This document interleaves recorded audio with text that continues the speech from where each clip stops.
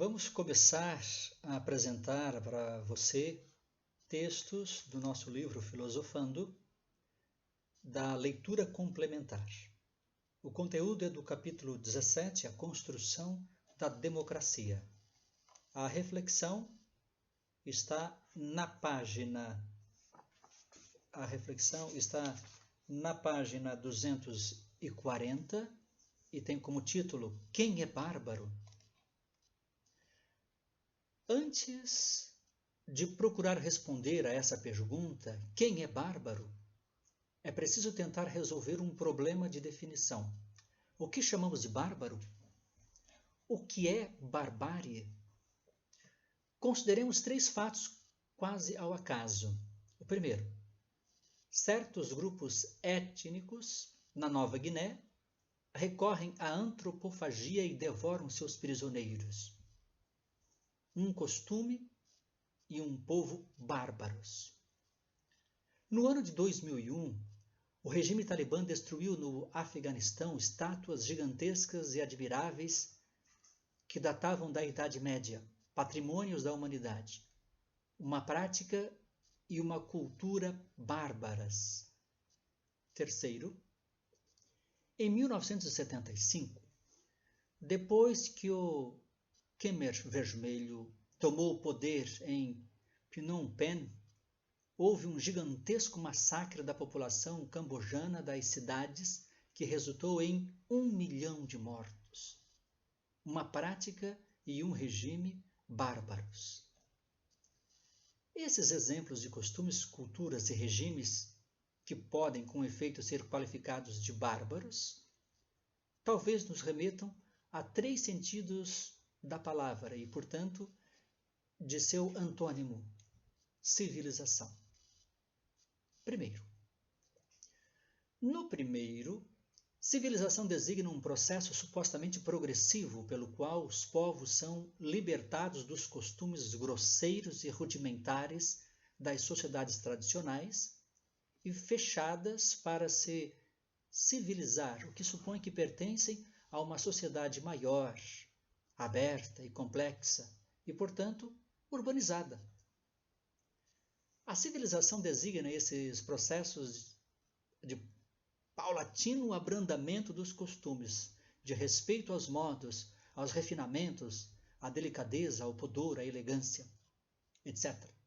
Notadamente no cumprimento das funções naturais, comer, defecar, copular, assoar o nariz, cuspir, e das relações sociais, polidez, modos à mesa, modos de dirigir-se ao outro, etc. Segundo, no segundo sentido, a civilização designa as ciências, as letras e as artes, em suma, o patrimônio mais elevado de uma sociedade. Não se trata exatamente da cultura, de toda a cultura, e sim da parte mais desinteressada, mais liberal da cultura humana.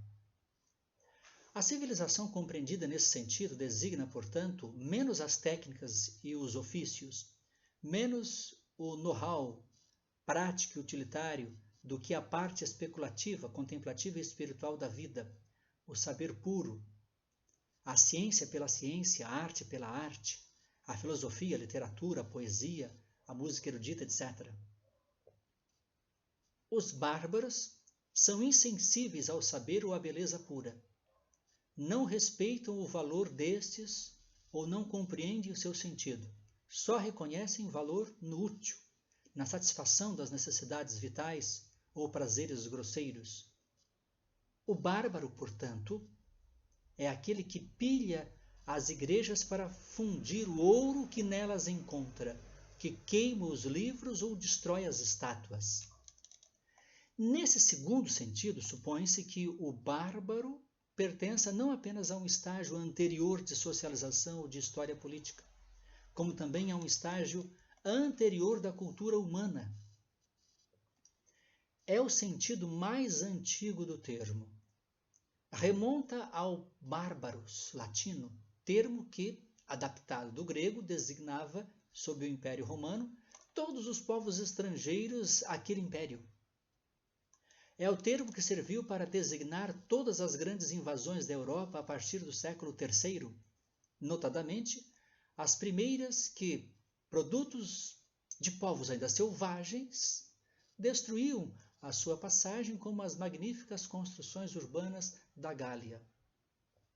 Terceiro, no terceiro sentido, ainda mais forte, menos técnico, mas muito mais comum, civilização designa tudo aquilo que nos costumes, em especial nas relações com outros homens e outras sociedades, parece humano, realmente humano, o que pressupõe respeito pelo outro, assistência, cooperação, compaixão, conciliação e pacificação das relações, em oposição ao que se supõe natural ou bestial, a uma violência vista como primitiva ou arcaica, a uma luta impiedosa pela vida.